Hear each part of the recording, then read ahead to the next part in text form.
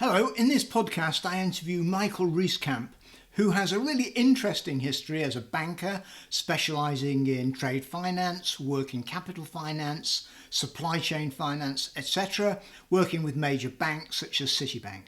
He first moved into sales management at Taulia, a West Coast based fintech, where he was head of sales and then managing director for Europe. He extended his sales management experience at JP Morgan, where he headed global trade sales for Western Europe. And I've put a link to Michael's LinkedIn page below. In this podcast, we discuss many aspects of moving into sales management, particularly after a long and successful career as an individual contributor and subject matter expert. We also discuss the challenges of managing a large team of individuals remotely, all of whom are in different countries with their own cultures, their own different business situations. And in addition to working in Europe, running a sales team across Europe, the rest of the organisation being 9 hours time difference away in California, where again there is a bit different business outlook. So we talk a lot about sales managers working with people. We talk about the importance of teamwork and especially understanding and respecting different cultures, as well as the challenges of both being flexible and adaptable, but also staying true to yourself, which is something I think many of us struggle with. We've put together some show notes summarising the main points of the discussion, and also there's a full transcript for those who are interested.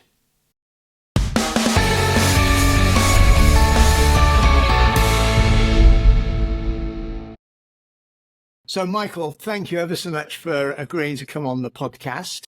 And what I'd like to do is, discuss general sales management to start with, and then maybe get onto some more specialist areas. I'm particularly interested in your experiences of running a team across Europe with people in different countries. Mm-hmm. But before we get into that, just a couple of standard questions. Could you just tell us how you got into sales management and what this journey has been for you? Yeah, of course, Steve. Thanks for having me here today. Really flattered to be part of the journey conversation. Yeah. How did I came into sales management? So initially, I started in my new company as an SME, subject matter expert, with, I think, retrospectively complete different industry background. So my motivation to join the new company was actually to bring something which I do know and like doing, hence working capital, but also was curious enough to actually look into other ways to bring working capital to customers. So hence the subject matter expert approach. Now, as things evolve over time, I've always had a customer focused or maybe sales driven mindset, and especially in my previous company, everything was really geared towards sales, customers, doing business. But funnily enough, maybe it's cultural, I'm equally process oriented or interested, I would say, but also people oriented. So I think the combination of the two. Now, how did I get into sales management? Actually, was probably by coincidence. So I like observing, and I can't help myself giving feedback unsolicited or not, one way or the other. And as things played out, actually I got the opportunity by my management to prove out myself and contribute. So I got the opportunity actually to become the European sales leader. And that was quite interesting for me in multiple aspects. First of all, I haven't done it before, so I actually didn't have sales. Well, I did have sales experience for sure, but didn't really have leadership experience. So actually got an opportunity to learn on the job. And I was, I think, fortunate enough that I also received coaching and actually could learn sales management 101 as I was walking along, and could try to not only learn, but equally apply my learnings in the job instantaneously and see what worked and what didn't work. So, yeah. And to your question on the journey. So, yeah, I think the journey hasn't ended yet. I think there's always something to learn. There's always some work to do with people, and whenever people come together, there's always an element of leadership, thought leadership, skills which you can apply on your day-to-day job. So yeah, it's never ending, and I'm still on. Well, I think most sales managers would say that. That's interesting. So I wouldn't say you got into sales management by accident, as it sounds, but it was a situation that evolved. You were seen as the subject matter expert. You were making suggestions, and eventually somebody said, "Okay, Michael, go and run the team and see what you can do." Is that's right? Yeah, no, Okay. I'm absolutely stop complaining to yourself. Okay. And you must have done a lot of things right, because you were successful in that role. You've moved it to other organizations and so on. And it's interesting what you say about kind of learning on the job, because obviously with real sales manager, it's about helping people take those first steps. And some people really debate whether it would have been better to kind of prepare yourself and do some training, or to do it on the job. Have you any thoughts on that?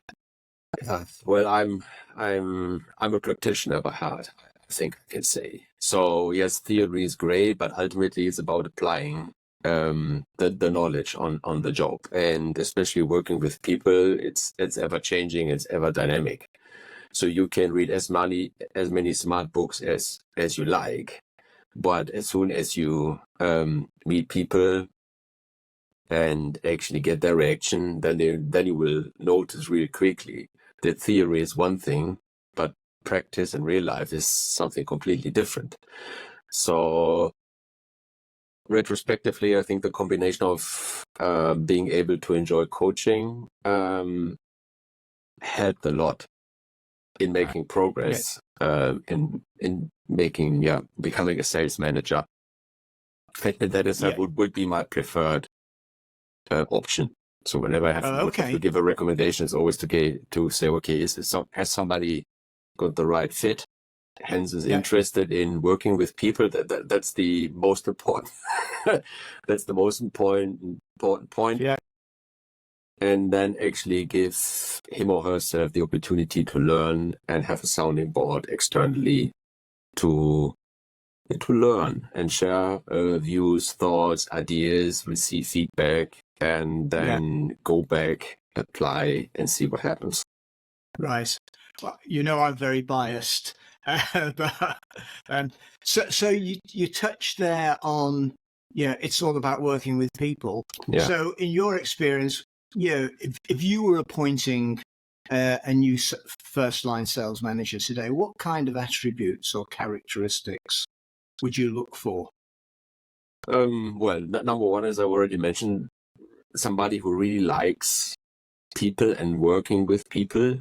There are a lot of really good subject matter experts out there, really stars in their area of expertise, but maybe not exactly a leadership type person. And simply because they like what they're doing and they're not really interested in bothering with other people's problems, so to speak.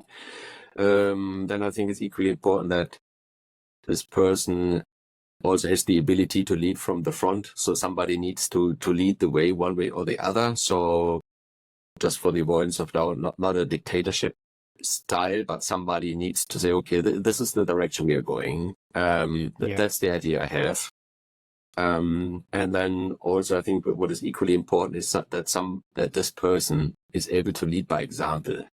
So I think to me it's all about earning trust and getting credibility with people. So the other way around would probably be to say, so never ask something of somebody else which you wouldn't be prepared to do yourself otherwise. So that's equally important. And that also means that this person should be humble enough to step up and try to make a difference. Yeah, and if you, as that character, don't feel comfortable in doing so. And obviously that's a learning process over time. And if I go back like 10 years, I was probably different person or different personality, not exactly, but different person.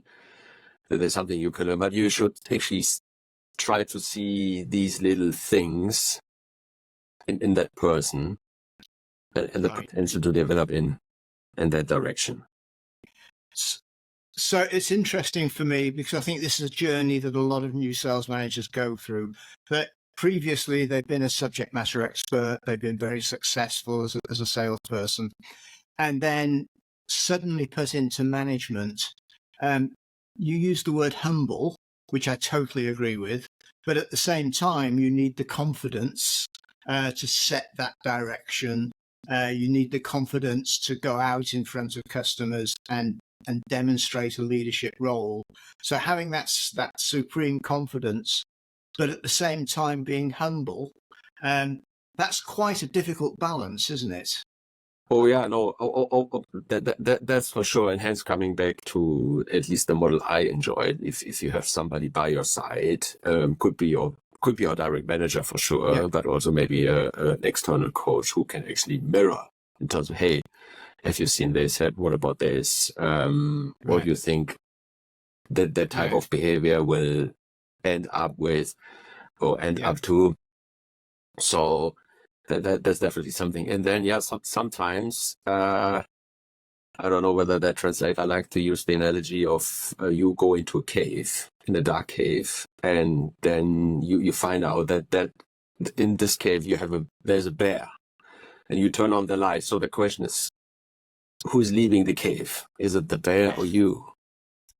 Right. Yeah. So I mean, it may sound a bit archaic, but I think that nicely displays that type of mindset.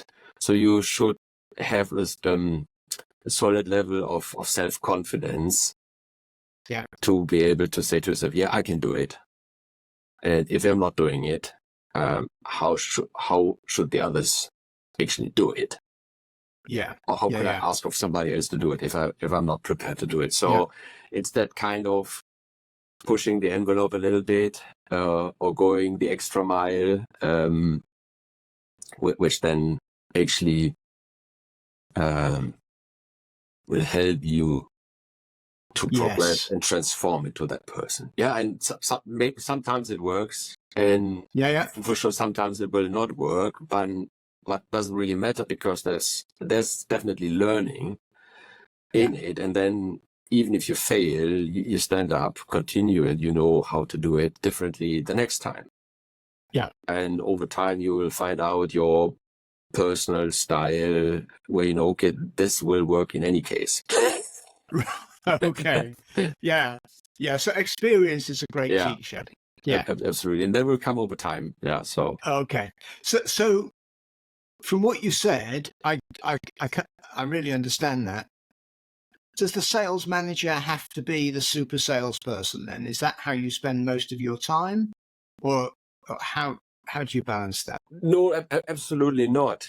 Because I think that's the beauty of having a team, that you have ideally top individual contributors, or you have people with a lot of potential. And I think the primary role of a sales manager is actually to help people to succeed and enable and become more successful. So I think it's probably more, again, around this good cop, bad cop type of thing. So every customer situation is different. Every sales situation is different. And if you go out with a team member, this person may need support in the sense that it's down to you to ask the nasty questions.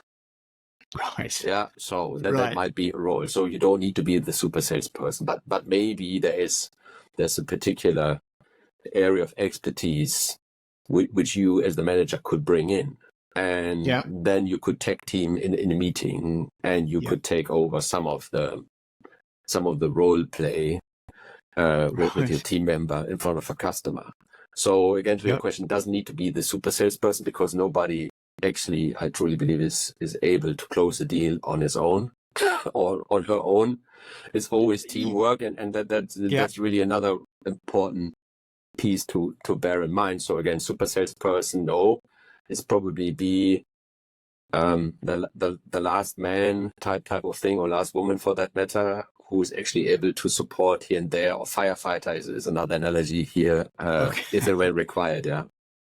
Yeah, and in real life, there are always fires that need putting out. Yeah. Yeah, Absolutely. yeah. Okay. Interesting. So for you, what's been the highlight, or what are the real rewards of a sales management career? What's really good about it? So looking back, I think the ability to build out a team, to really be part of team building process around all the different phases of building a team, norming, storming, performing, these type of things, and then really looking into what does perform mean, and to see that the team is actually working together.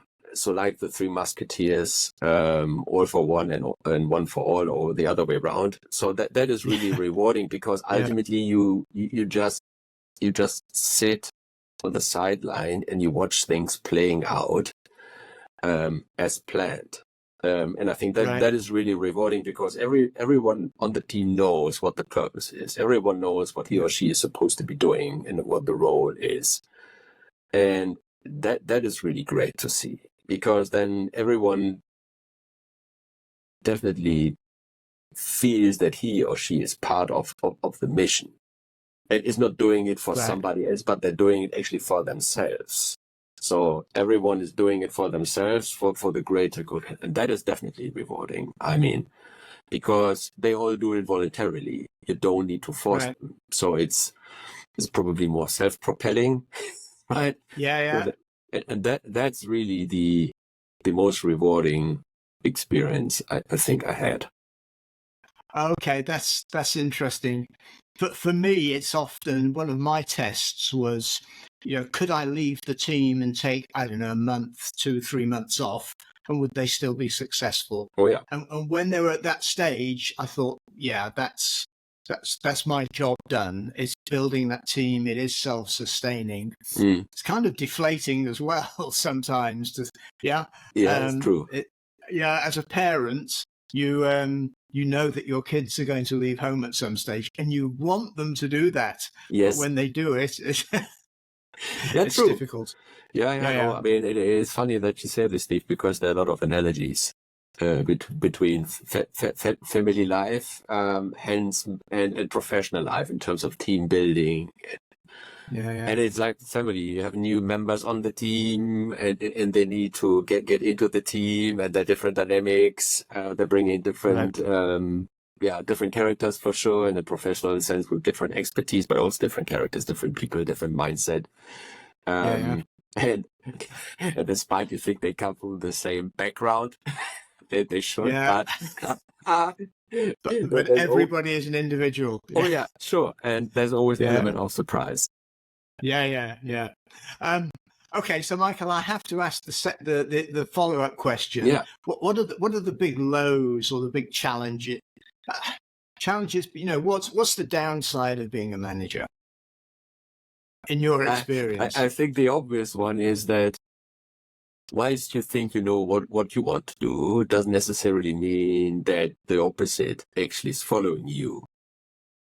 And also from a personal way to think about things. So for you and me, it's natural to think about a certain topic in a certain way, but your counterpart for sure thinks differently. Okay. And not everybody is speaking it out loud. So it may take a little while to find out what your counterpart is really thinking about. Topic, style, purpose. So that's an interesting one. So talking about the downside. So it's a lot of work, and you need to be mentally flexible enough to adjust to different people, and really try to get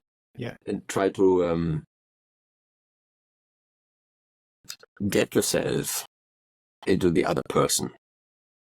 And especially when you have an intercultural team, across countries, maybe working remote, so you see each other on screen, so you don't really see the entire body language. That's one thing. Then you have cultural differences for sure, and even in the European context, you may think, okay, they're all the same on the continent. No, they are not. No. There are a lot of things which they have in common. Some people more than others, but still there are these cultural differences. And that all comes into play when you actually work out. And then ultimately also, I think what was quite or still is the nature of the beast is that somebody needs to take ownership and is responsible. And there's a tendency, one way or the other, that at some point when crunch time comes, they all turn to you and look, okay, this is your problem. Go and fix it. And then there are some things which you actually have to fix because it's manager job. Right. So think of pay and all these things. So that's with the manager for sure. And that is also quite interesting, I should say, because it's definitely personal. Right. And when you talk about your counterparts, I mean, clearly there are people in the team. Are you also referring to colleagues and people, I'm going to say above you, if you know what I mean? Yeah, no, absolutely. No, it's definitely around you in the organization. So the inner team for sure. But obviously you're not alone in space, and you have to deal with a lot of other departments, be it customer success, be it IT, be it product, but also senior management. And again, in a remote international environment, you may have people in other parts of the world, again, with a complete different mindset and way of living to look into things. And that is definitely something, if I go back in time, where I actually learned a lot about the culture gaps. And just to, sounds logic, but to actually realize that just because you think that's the way to do it doesn't necessarily mean that somebody else far away thinks that's the way to do it. And that's an ever recurring challenge or task, not to be too negative, which you always have to address and be mindful of. Yeah, I'm very conscious. I mean, you've worked for huge global financial institutions, based in the east coast of the US. You've also worked for small startup fintech companies based in the west coast of the US. There must be huge cultural differences for you as a manager trying to run. I think I'm right in both cases, a European-based sales team in these very different types of organization. That must put different types of pressures on you as the manager. Absolutely. In my particular case, there was 8 to 9 hour time difference. So actually, the working day here in Europe ended and the working day over there just started. So practically, effectively, you only had 1 or 2 hours per day to do whatever or to discuss whatever was actually required. So there were oftentimes situations where we had to take a decision because it was during business hours. And sometimes in customer situations, you need to be able to act, because otherwise you lose credibility and, I have to go back and ask head office. When do you get a response? Maybe in 2 days. So that doesn't really go down too well. So that's one thing. And then also really personally, so the working day here ends, and then you come across, and that was also quoted as the grumpy German, and you were the first one that they talked to in their day, 7 o'clock in the morning, most likely not fully caffeinated, and then got the complete download of a working day with all the challenges. So. That's definitely a challenge for both sides, for sure.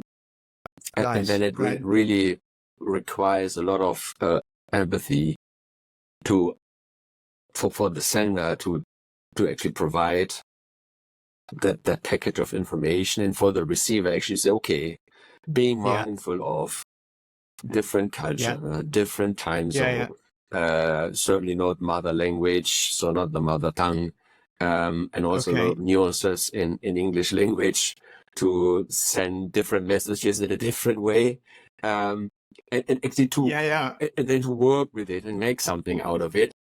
So that was definitely, or is usually the big stretch.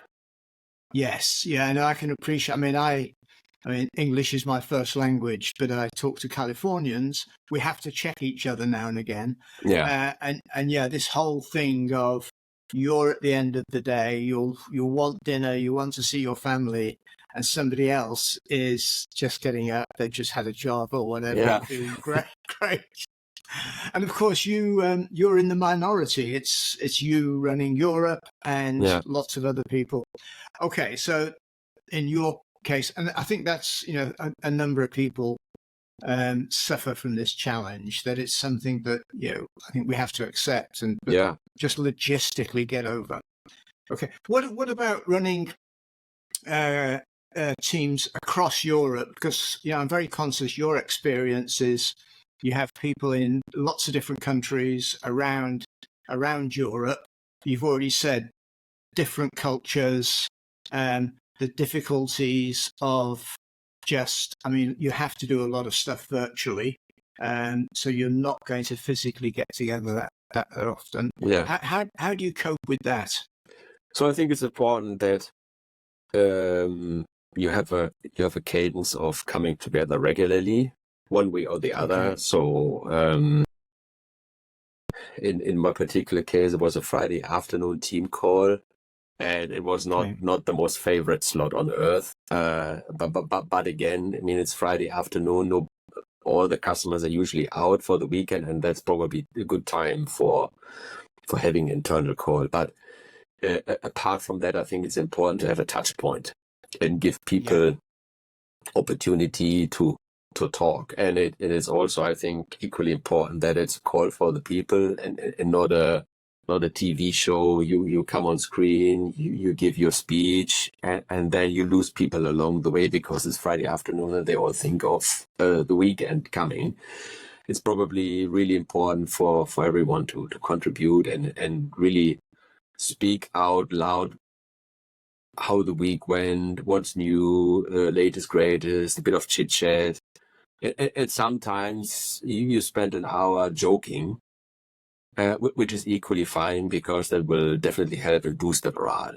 Yeah, so that is important. And then I think what also really worked out well, whenever traveling to see customers, is really take a little time on the side when possible for coffee, drink, or maybe dinner, and do the usual office coffee chit chat in different locations.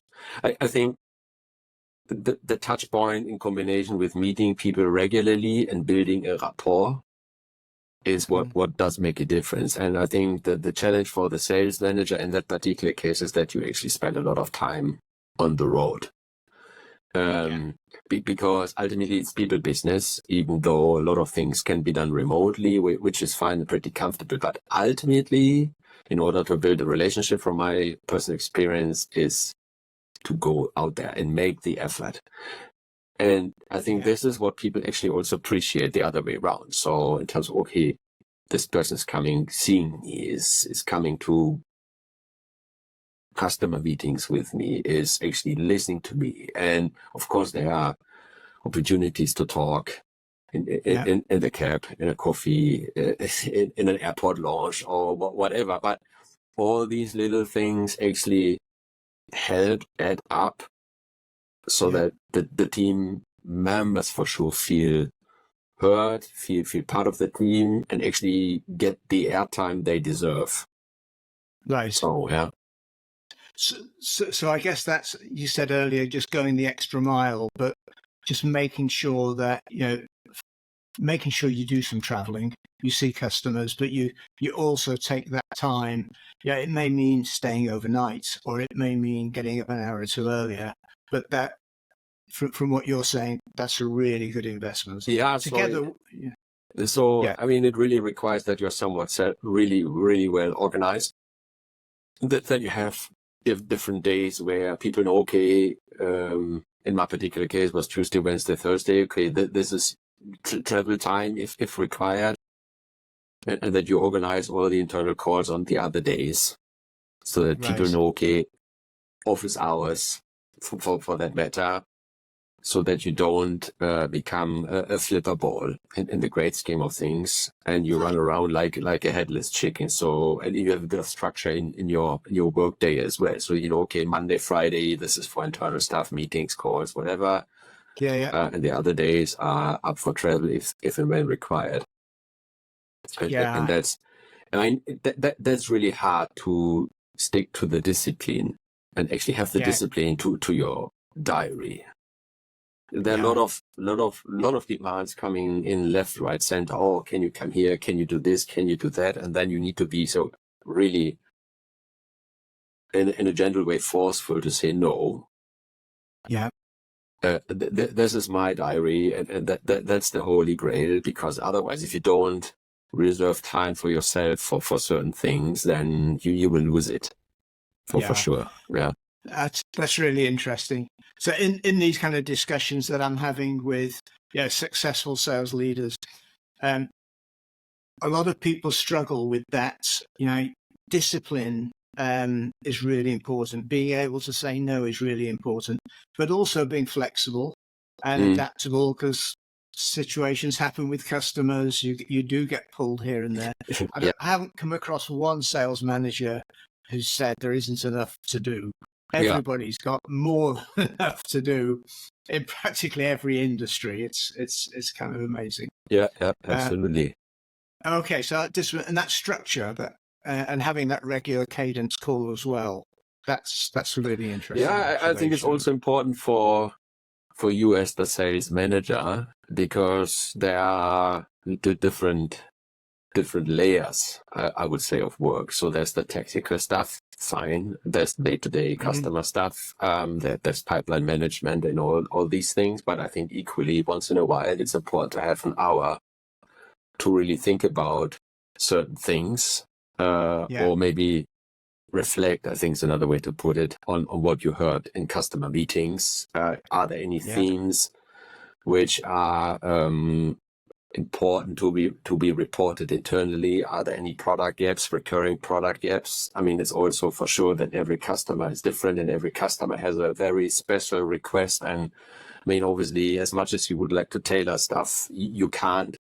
So where's the fine line in terms of, okay, that's the guinea pig here, but nobody has it, and I will for sure not do it. So okay, that's fine. But if there's a recurring topic or theme or a feature coming again, sometimes, you need to have the time to put it down. So when you go and talk to your product partner to say, hey, here are the top 3 things which I heard about in the last weeks. What's your stance? How's the roadmap looking like? And that will also help you as the manager actually to give feedback, but also receive feedback, which you can then give to your team in terms of, hey, this is the party line of the company. That's the roadmap. This is how it's looking like, and this is what we want to do. And here's why. So that actually you, again, coming back to the initial job of the sales manager, you enable your people to be credible in front of customers. Interesting, because we've spoken mostly about managing the people in the team, but also as the sales manager, you're kind of the ambassador going to the rest of the organization, as you say, to product or wherever, and being able to do that intelligently and adding value. I guess adding value upwards, but adding value down and to the side when you talk to pre-sales and people. Absolutely. And I think that this is also one of those. It's a fact. I mean, as a first line sales manager, but also salespeople, you're in the middle of everything. So you face off customers, the market, the reality, but you also face off internal partners and stakeholders in terms of product, IT management, investors potentially, or stakeholders. Okay. So, Yeah. and of course, every business partner has its own agenda, and you're Course. really in the middle, and you need to make sure that you stay your ground, and don't get maybe beaten up all the time, or get a victim of everyone's influence.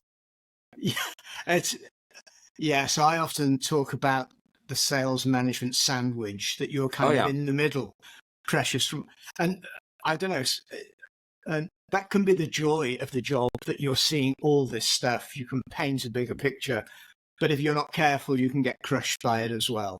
Oh yeah, So absolutely. So it's probably another thing to develop over time is to get a thick skin in that sense, or maybe to put it positively, be true to yourself in terms of what you want to do, to your agenda.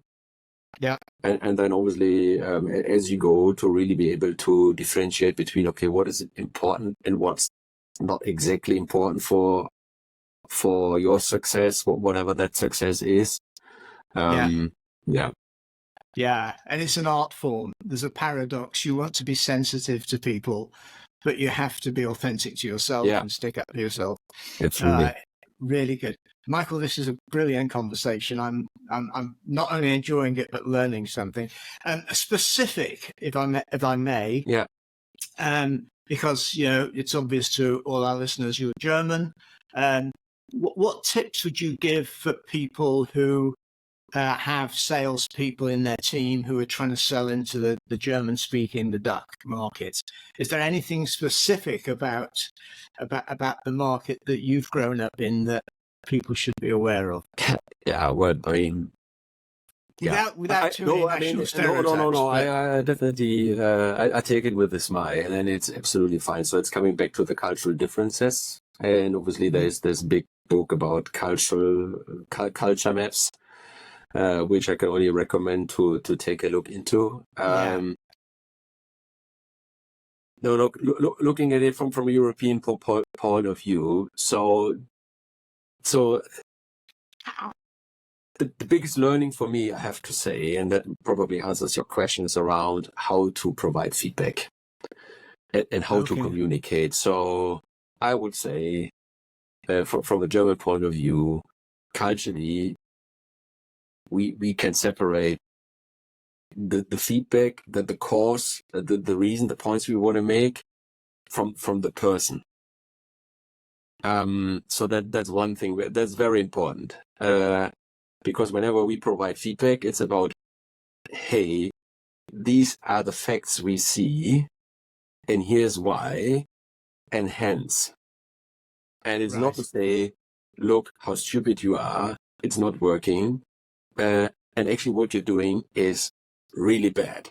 So that's actually not what is meant to be. Now, first of all, you need to be conscious of this, and this is also true for myself. Obviously, I grew up that way, and also come from a region where direct speech is normal as anything else. So for me, actually, to tone down a little bit and be mindful of, if I now say it this way, it probably will not help, but rather do damage. Now I need to package it slightly different and actually be mindful of who I'm talking to. So. And it does make a difference if I talk to an English or French or Spaniard in that sense. Mm-hmm. So that's really important. So the other funny things about, so be concrete. And again, culturally, a no is always not nice, but so from a German point of view, people want responses. Can you do this? Can you do it? Yes or no? And if you can't, why can't you do it? Is there anything I can help you to accomplish or not? But even if you can, then it's not great, but at least I know, and it's fine. But not to say anything and just, I will come back to you. Ooh. Yeah. And that's exactly when that's exactly when you look at the cultural differences and the situation I've been in. So Right. imagine or display yourself this type of question. So can you do it? And you ask, that comes from a German to a German, and your instinct reaction is like, yes or no, whatever. And then you need to go back to the West Coast. Right. Yeah. And then I think it's also, positively speaking, we'll figure this out. It is actually not a no, but it's actually telling you we don't have it, but we'll find a way. So this is from my point of view, this go west. So this pioneer type of vision, we can do it, which is positive, but it's not exactly what people here would like to hear. So again, you need to balance it out. To your original question then, Steve, try to be specific as you can possibly be. But also being conscious that the world doesn't really fit into a box. Of course. Yeah. But it's interesting to look at tendencies, because I see cultural differences, and I see, I'm obviously English, and sometimes I'm not as direct as people in other cultures would sometimes look to. And it's interesting. The further north you go, the more direct people are. Mm-hmm. The further south you go, the more just different. So but you have to get on with it. So it's fine. Yes. Yeah. That makes it's also interesting. Makes fun. In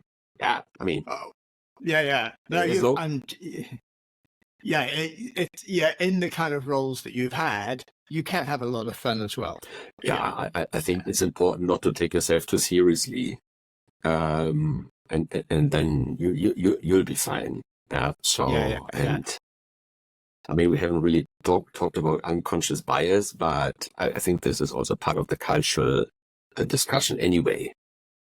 Right. And there's nothing bad about it. I mean, it's just the way it works. So you need to be somewhat conscious about it a little bit, and then really try to adjust to different situations, and take it with a smile, and then you'll be fine. That's another fascinating area. Maybe we should talk about that some other time. You say, bias is there, and professionals have to be biased. We use our experience, but there's a downside as well. So just to wrap up this section of it, Michael, so if you were to give 3 tips, three points of guidance for a new sales manager, what would they be? Well, get to know your people, most important. Okay. Observe status quo, right? So when you get into your role, observe, listen, look under the hood for that matter. Okay. And then really over time, try to be part of it. So roll up your sleeves, get things going.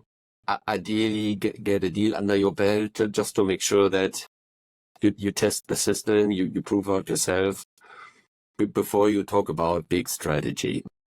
Okay. Yeah. And then I think the third important piece is really stay flexible, open-minded. I mean, you can have your plans and your game plan, but as soon as you hit the enemy, so to speak, everything will change. So I think it's important that you know where you want to get to, but are open and flexible enough to adjust as you go along, so that you don't get stuck. Yeah. Fantastic, Michael. Thank you ever so much for that. I really enjoyed that, and some brilliant points, which hopefully new sales managers or aspiring sales managers can pick up on. Yeah, no, thank you, Steve. It was a pleasure to be here today. Yeah. So I hope that, like me, you really enjoyed that discussion and you learned a lot. As a bonus, after the main interview, I asked Michael to describe what was the greatest challenge or mistake that he'd made as a sales manager and what he learned from that. So Michael, what's been the biggest challenge or mistake that you personally have learned from? Yeah, so the biggest challenge is around the cultural differences. So I think this is definitely something which is not to be underestimated, and I probably underestimated. So it's really the combination of the culture, the unconscious bias, the big time difference, and then the heat of the action, which makes this really a challenging combination of the two. And then also at times when you're really going at 180 miles per hour, which leads then to the biggest mistake is that, at least personally, I can say I'm wired in the way that I'm very direct, very open. I'm not complaining, but I always come with constructive feedback. So I can't help myself. So I always come with, hey, I observed this situation, and here are the top 3 things I would recommend to fix. Now, the thing is, we talked about it culturally, that whenever I, as a German, provide feedback, I give feedback to the cause.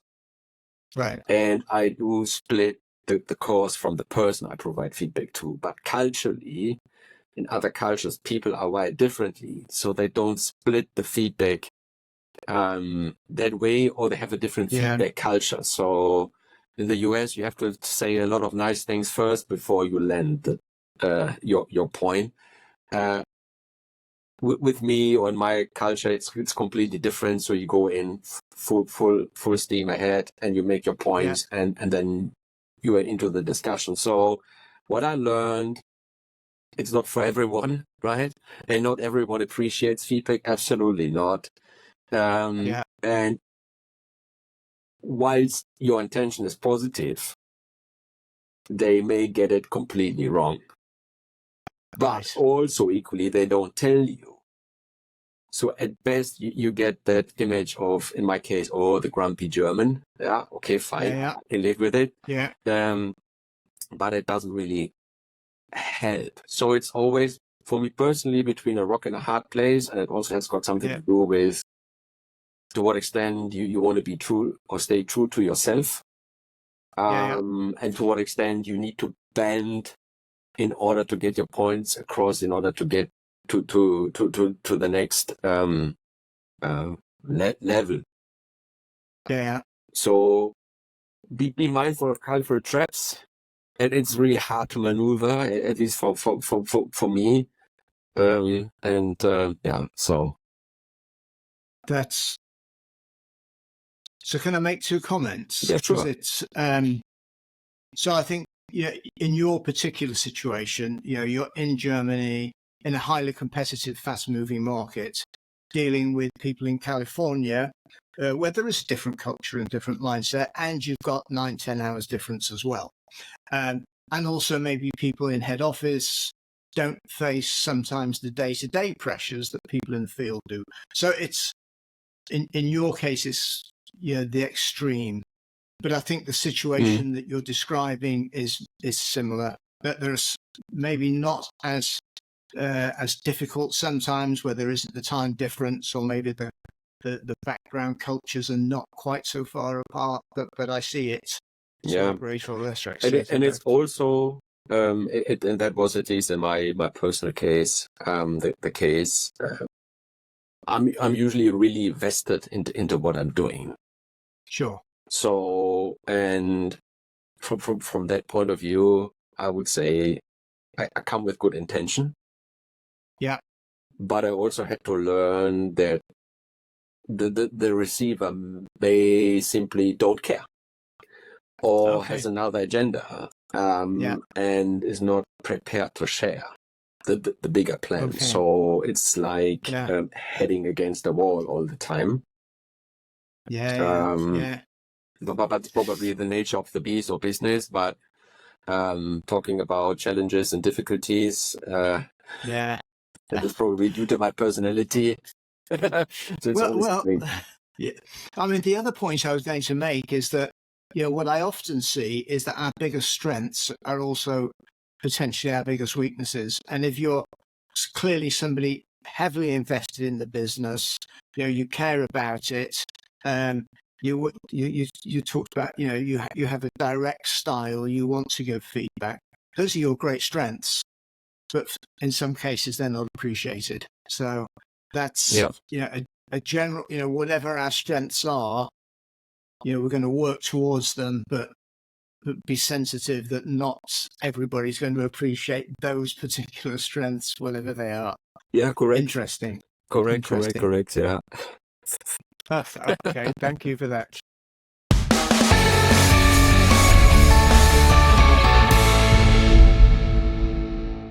If you are an aspiring or new sales manager in complex business to business, or you know of somebody who is, you may want to go to www.realsalesmanager.com. That's realsalesmanager, all one word.com, to learn about our unique blend of training and coaching to help become as effective as possible, as quickly as possible.